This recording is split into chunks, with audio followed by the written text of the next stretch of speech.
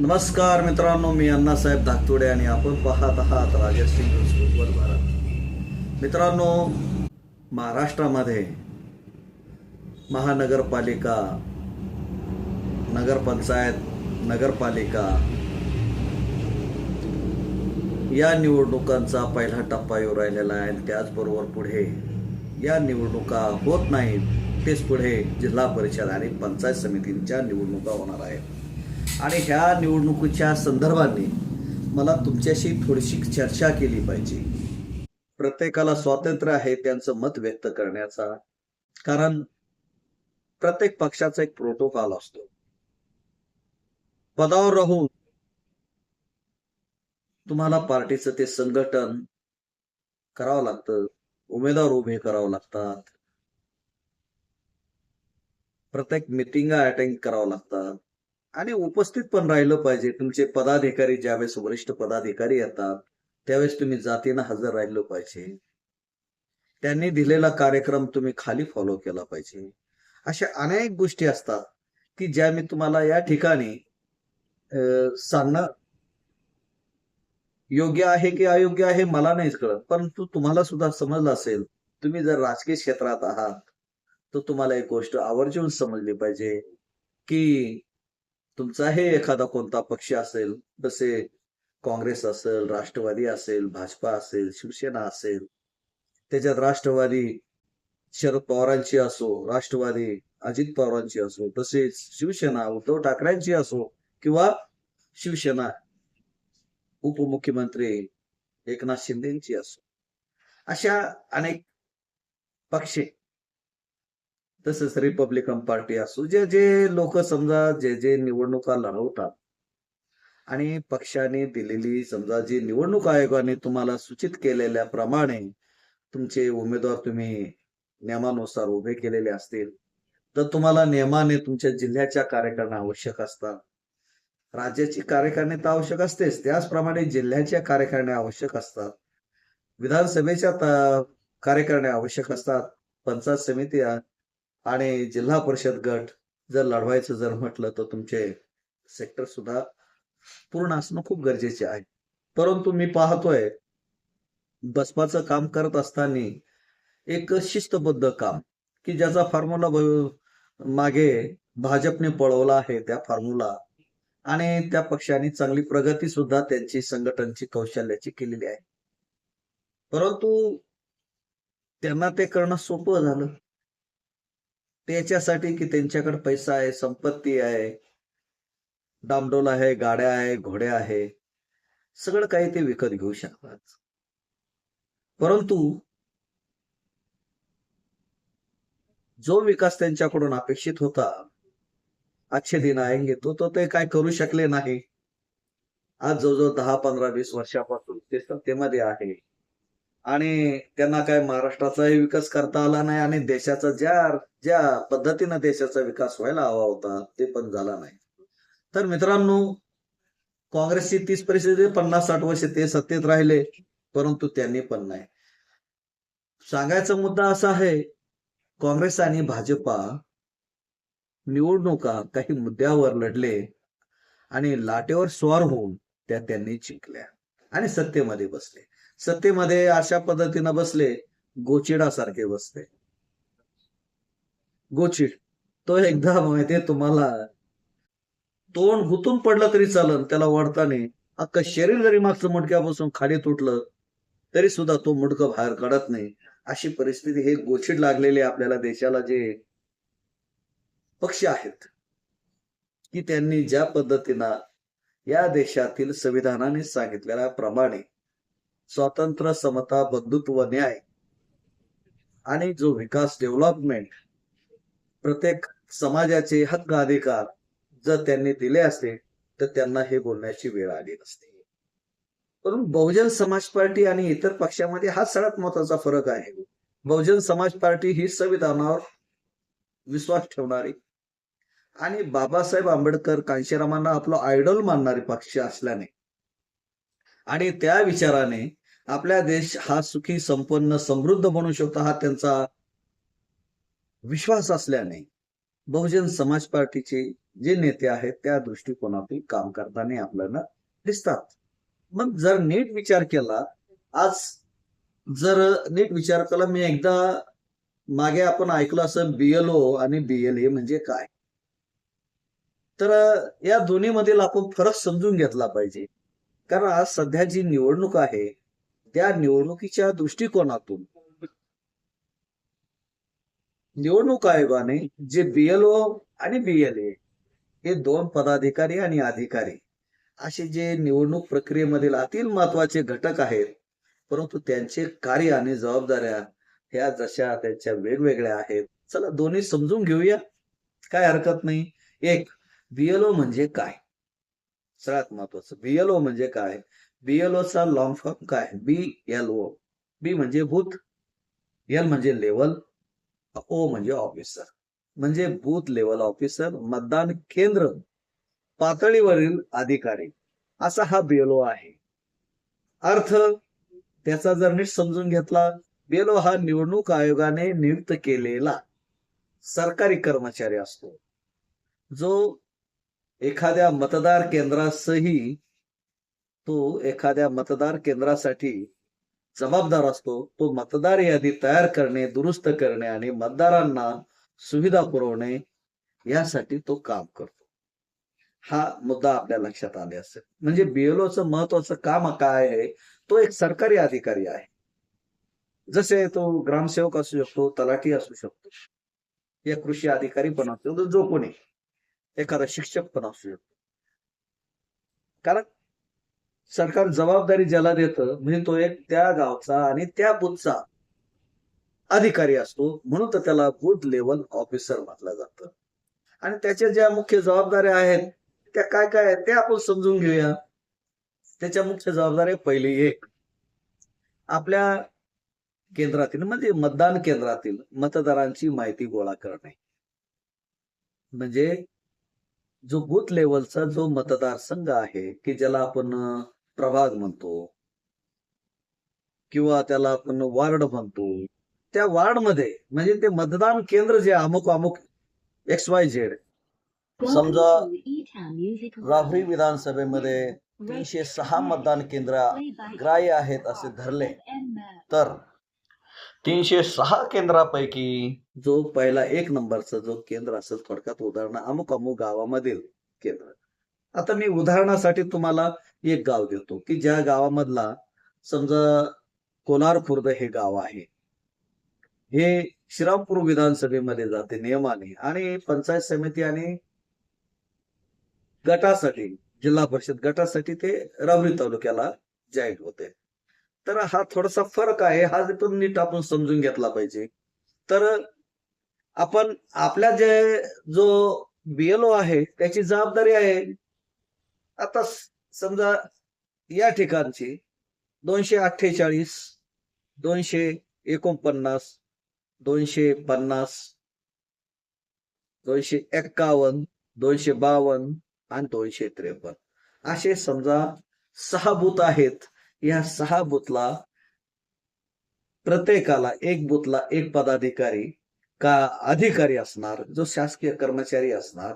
म्हणजे 6 कर्मचारी, प्रत्येक बूथला एक एक कर्मचारी त्या मतदारांची एक यादी बनवतो, तिथलं निरीक्षण करतो, अशी तो BLO म्हटलं जातं. तर कोलार सारख्या गावामध्ये 6 बूथ आहेत आणि त्या प्रत्येक बूथला क्रमांकानुसार एक एक अधिकारी असणार आहे. हे आपण महत्वाचं समजून घेतलं पाहिजे.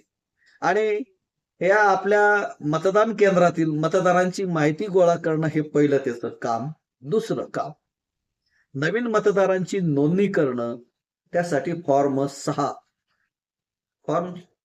6 नंबरचा फॉर्म त्यासाठी मतदारांची नोंदणी करण्यासाठी लागतो. हा दुसरा नंबरचा आपण अर्थ त्यातला विषय समजून घेतला पाहिजे. तिसरा विषय आहे याच्यामधला मुख्य मुद्दा तो आहे मृत झालेली मतदार. जो मृत झालेला मतदार जो असेल, व्यक्ती असेल, स्थलांतरित असो किंवा अपात्र मतदारांची नावं वगळण्यासाठी तो काम ज्यावेळेस करतो त्यासाठी फॉर्म क्रमांक 7 असतो. अगोदरच आपण पाहिलं, मतदार नोंदणी, नवीन मतदाराची नोंदणी करायची असेल तर नंबर 6 आणि मृत झालेला किंवा स्थलांतर मतदार किंवा एखाद्याचं अपात्र व्यक्तीचं म्हणजे 2-2 ठिकाणी नाव असेल, 3 ठिकाणी नाव असेल, अशा व्यक्तीचं नाव वगळण्यासाठी काय जे काम करावं लागतं नाव वगळण्याचं, त्यासाठी फॉर्म लागतो 7 नंबरचा. त्यानंतर चौथा मुद्दा आहे मतदारांच्या नावातील दुरुस्ती, फॉर्म नंबर 8. त्यासाठी फॉर्म क्रमांक 8 नंबरचा फॉर्म लागतो.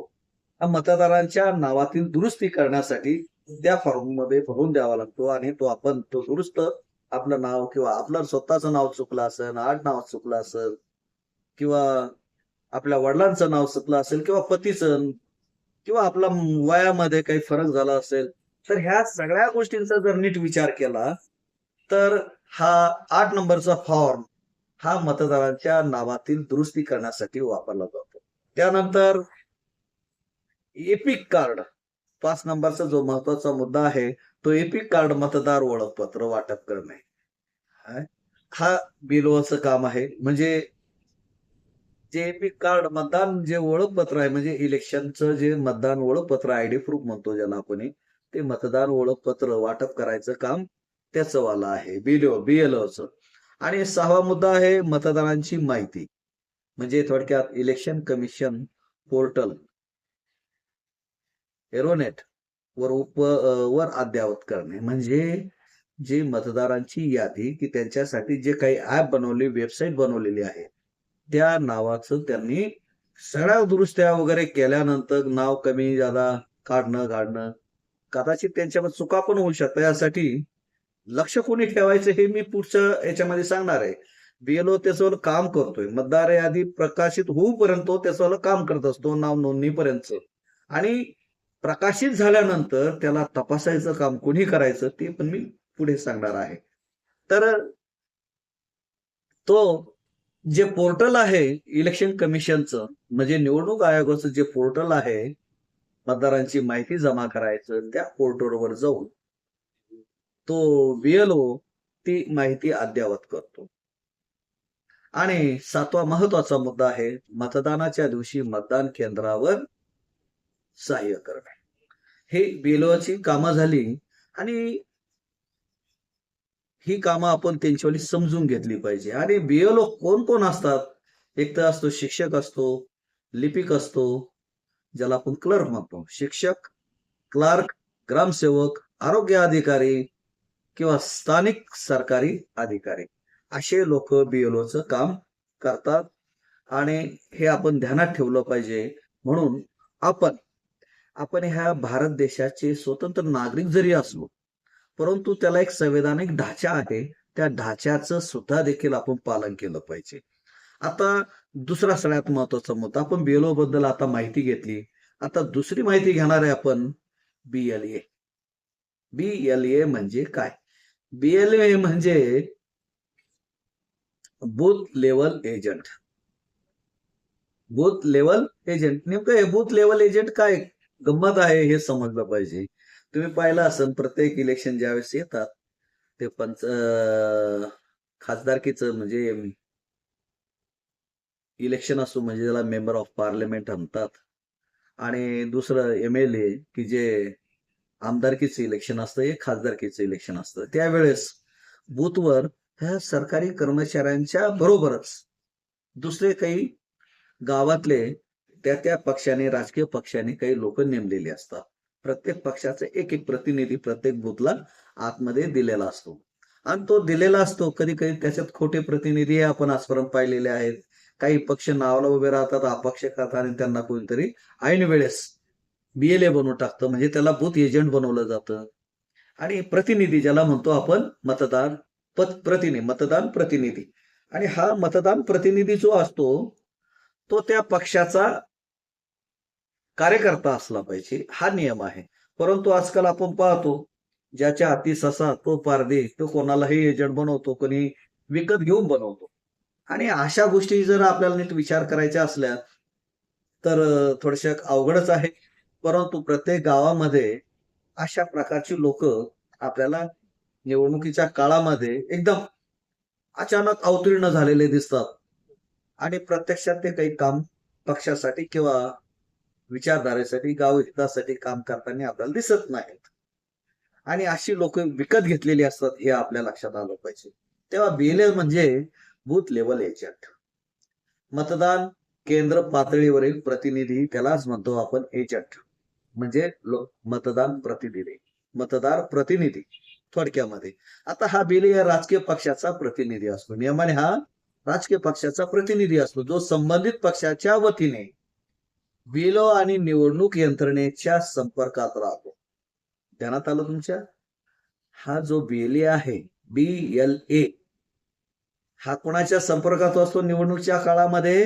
ज्यावेळेस इलेक्शन लागतं त्याच्या अगोदरपासून तसा असतो, परंतु निवडणुकीच्या काळात हा सर्वाधिक असतो. आणि तो प्रतिनिधी ज्या वेळेस निवडणूक लागते त्यावेळेस तो मतदार याद्या चेक करण्यासाठी BLOचं सहकार्य घेतो. त्याला ते सगळे सांगतो, आमचे किती लोक, आमचे मतदार, नवीन मतदारांची नोंदणी करण्याचे राहिलेले तेवढे फॉर्म तो त्यांच्याकडून भरून घेतो, तपासणी करतो. त्याचबरोबर जे मृत झालेल्या व्यक्ती आहेत ते नावं त्याच्यातून वगळायला त्यांना सांगतो. अशा प्रकारे जो कोणी त्या गावात राहत नाहीये अशा व्यक्तीबद्दल तो सुद्धा देखील कल्पना देतो, हा व्यक्ती आमच्या गावात राहत नाही, याला तुम्ही वगळलं पाहिजे. आता एवढ्या गोष्टी तर मी ज्यावेळेस पाहतो, एवढ्या वर्षापासून पक्षाचं काम करतो, कदाचित जे ग्राम पातळीवर इलेक्शन लोक लढतात, गाव पातळीवर, की ज्यावेळेस गावचं इलेक्शन असतं, सरपंच निवडीचं, सदस्य निवडीचं, त्यावेळेस सगळ्यात जास्त ऍक्टिव्ह कार्यकर्ते झालेले असतात त्यावेळेस. आणि त्यावेळेस असे जे चुकीचे लोक असतात, मेलेले, मृत पावलेले व्यक्ती, बाहेर गावी गेले, ते अचानक मतदार म्हणून तिथे येतात, कोणी बोगस मतदान करून जातं आणि नको असलेली व्यक्ती निवडणुकीला जिंकून येते. तर सगळ्यात महत्वाचं, जो कोणी एखादा व्यक्ती राजकीय पक्षाचा प्रतिनिधी, उदाहरणार्थासाठी सांगतो, मी समजा बहुजन समाज पार्टीचा कार्यकर्ता आहे आणि मला इलेक्शनच्या काळामध्ये बूथ लेवलला काम करायचं आहे, आणि म्हणून मी कोलार मधल्या 258 क्रमांकाच्या बूथवर एजंट म्हणून काम करणार आहे. तर माझं कर्तव्य काय करतं, जेवढा त्या परिसरामध्ये, ज्या मतदारसंघामध्ये, म्हणजे 258 या वॉर्डामध्ये जेवढे मतदार आहेत त्यांच्या संपर्कात मी असलो पाहिजे नियमानुसार, की ज्याला खऱ्या अर्थाने काम करायचं आहे, ज्याला असं वाटतं की आपला देश सुजलाम सुफलाम झाला पाहिजे, सुधारला पाहिजे आणि निवडणूक पारदर्शी झाली पाहिजे, असं जर वाटत असेल, तो कोणताही या देशातला व्यक्ती ज्याचं वय वर्ष 18 आहे तो हा BLO होऊ शकतो, की ज्याला ती विचारधारा अमुक पक्षाची पडते तो होऊ शकतो. तर त्या व्यक्तीला सगळ्यात महत्वाचं BLOच्या संपर्कात राहणं खूप गरजेचं असतं. आणि आपल्या ज्या समस्या आहेत, ज्या त्रुटी आहेत, त्या त्रुटी समजून सांगायच्या असतात BLOला, म्हणजे अधिकाऱ्याला, सरकारी अधिकाऱ्याला. आणि तो पक्षाच्या मतदारांची नोंद तपासतो व मतदार यादीत पारदर्शकता राखण्यास मदत करतो. त्यातल्या मुख्य जबाबदाऱ्या समजा BLAच्या काय आहेत, म्हणजे त्या राजकीय पक्षाच्या एजंटच्या, म्हणजे मतदार प्रतिनिधी आहे त्याच्या जबाबदाऱ्या. समजा मी बहुजन समाज पार्टीचा प्रतिनिधी आहे, BLA आहे, तर माझी जबाबदारी आहे BLOला धरून एक सगळ्यात महत्वाची, आपल्या पक्षाच्या मतदार यादीतील त्रुटी शोधणे आणि दुरुस्ती करण्यास त्याला सुचवणे. म्हणजे जे पक्षाचे मतदार आहेत, फॉलोअर्स आहेत, आणि असं वाटतं की तो व्यक्ती आपल्या पक्षाला मतदान करतो, तर त्याला आपण त्याचं नाव मतदार यादीत नाव आहे की नाही शोधणे, आणि तो 18 वर्षाचा झाला असेल तर मतदार यादीत नाव घालणे, तो मृत पावला असेल तर ही बी इमानदारीनं आपली जबाबदारी बनली पाहिजे की त्याचं नाव नियमानुसार कमी करणे, मृत्यूचा दाखला जमा वगैरे करून. तो गावात जर राहत नसेल तर ते सुद्धा आपण BLOला सांगितलं पाहिजे, लक्षात आणून दिलं पाहिजे की हे बाबा हा गावात राहत नाही, तो परगावी आहे. त्यासाठी ज्या ज्या परिस्थितीमध्ये ग्रामसेवकाचा दाखला घेणं असो या तलाट्याचा दाखला घेणं असो, हे सगळे दाखले वगैरे घेऊन तिची क्युरी काढून BLOला सांगून ते नाव त्याच्यातून मतदार यादीतून काढलं पाहिजे, म्हणजे बोगस मतदान होणार नाही. आणि दुसरं आहे BLO सोबत समन्वय ठेवून मतदार यादी तपासणे, आणि जी प्रकाशित झालेली मतदार यादी आहे ती त्याच्या सोबत जो BLO आहे समजा 258 क्रमांकाचा जो BLO अधिकारी आहे, म्हणजे बूथ लेवलचा जो अधिकारी आहे, त्या अधिकाऱ्याची समन ठेवून मतदार यादी तपासून घेणे, ज्यांची नाव आले ते ओके, ज्यांची नसन आली तर पुन्हा सूचना करणे आणि सिग्नल देणे की यस ओके आहे. आणि तिसरा महत्वाचा मुद्दा आहे नवीन मतदारांची नाव नोंदणीसाठी अर्ज गोळा करणे आणि सादर करणे. हे सुद्धा BLAचं काम आहे. म्हणजे आपण लक्षात घेतलं पाहिजे, जसं आपल्या घरामध्ये स्वतःच्या घरात जर वय वर्ष 18 वर्षाच्या पुढे जर पूर्ण झाल्यानंतर जे मतदार नवीन तयार झालेले आहेत, त्याचप्रमाणे आपण गावातील किंवा त्या मतदारसंघातील आपल्या परोक्षमध्ये आपल्या मतदारसंघाच्या परिक्षेत्रामध्ये जे मतदार येतात, तर त्यांची नावं मतदार यादीला घ्यायचं काम ते BLOला सांगून काम करायचं, मार्गदर्शन करायचं काम करायचं आणि त्यांची माहिती गोळा करून BLOला द्यायची की बाबा त्याचं नाव आता तुम्ही मतदार यादीला घेऊन टाका. चौथा मुद्दा आहे मतदानाच्या दिवशी आपल्या पक्षाच्या मतदारांना मार्गदर्शन करणे आणि मतदानाच्या दिवशी आपला जो मतदार आहेत त्याच्यापर्यंत जायचं का, मतदान कसं करायचं, कसं नाही हे समजून सांगण्याचा अधिकार फक्त BLAला आहे. म्हणजे हा जो पक्षाचा जो एजंट आहे त्याला तो अधिकार दिलेला आहे. तर तो मतदान कसं करायचं आणि कसं नाही हे ती माहिती. सगळ्यात महत्वाचा मुद्दा की ज्याच्याबद्दल नेहमी काही बोललं जातं, मी तुम्हाला मतदानाच्या दिवशी आपल्या पक्षाच्या मतदारांना मार्गदर्शन करायचे, मतदान कसं वगैरे करायचं असतं आणि शिस्त कशी पाळायची हे त्याला सांगितलं. आणि काही अडचण जर आली तर आम्हाला सांगा हे त्यांनी कळवायचं असतं. आणि महत्वाचा 5वा मुद्दा जो आहे मतदान प्रक्रियेत अनुचित प्रकार होऊ नये यावर लक्ष ठेवणे. बोगस मतदान होणे, सगळ्यात महत्वाचा मुद्दा बोगस मतदान होणे, मृत झालेल्या व्यक्तीच्या नावावर मतदान होणे किंवा जी व्यक्ती मतदानाला येऊ शकली नाही त्याच्या नावावर मतदान होणे, असे अनेक मतदार आपण यापूर्वी पाहिलेले आहेत.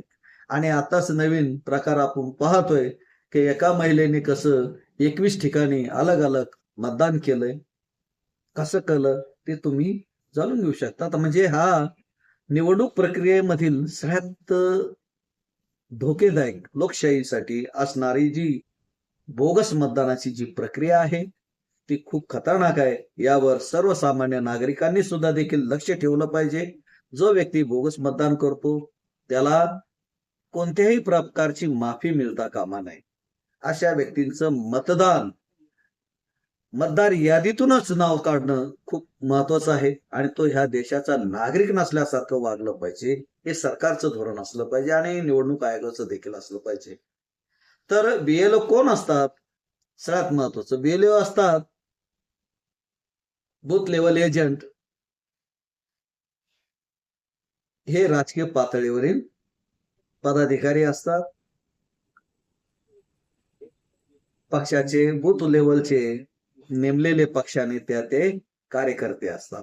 सोप्या भाषेत जर सांगायचं जर ठरलं, जसे एखाद्या शाळेत शिक्षक म्हणजे BLO विद्यार्थ्याची यादी तयार करतो आणि ती अचूक ठेवतो, तसेच पालक संघाचा प्रतिनिधी म्हणजे BLA त्या यादीत काही चुका आहेत का ते तपासतो. अर्थात आपला पालक आणि आपल्या पालकाचा शिक्षक असं नातं ह्या BLO आणि BLA मध्ये असतं आणि ते टिकून ठेवायचं आणि निवडणूक पारदर्शी होण्यासाठी हे खूप काम महत्वाचं आहे, जिकिरीचं आहे. तर सर्व राजकीय पक्षांना रुचेल पचेल अशा प्रकारे मी या ठिकाणी माहिती द्यायचं काम केलं. बंधूंनो, तुम्हाला ही माहिती आवडल्यास जरूर आमच्या YouTube चॅनलला सबस्क्राईब करा, लाईक करा. आणि काही समस्या तुमच्या असल्या तर निवडणूक संदर्भाने तर मी तुम्हाला या ठिकाणी तुम्ही मला कॉमेंट केल्यावर मी तुम्हाला ते उत्तर देऊ शकेल. धन्यवाद. राजश्री न्यूज उज्ज्वल भारत आपल्या नेहमी सेवेमध्ये आहे. आमच्या युट्यूबचा चॅनलचा वैशिष्ट्य आहे राजकीय, सामाजिक, शैक्षणिक आणि सांस्कृतिक आणि संत गुरु महात्म्यांचे विचार प्रसारित करणे.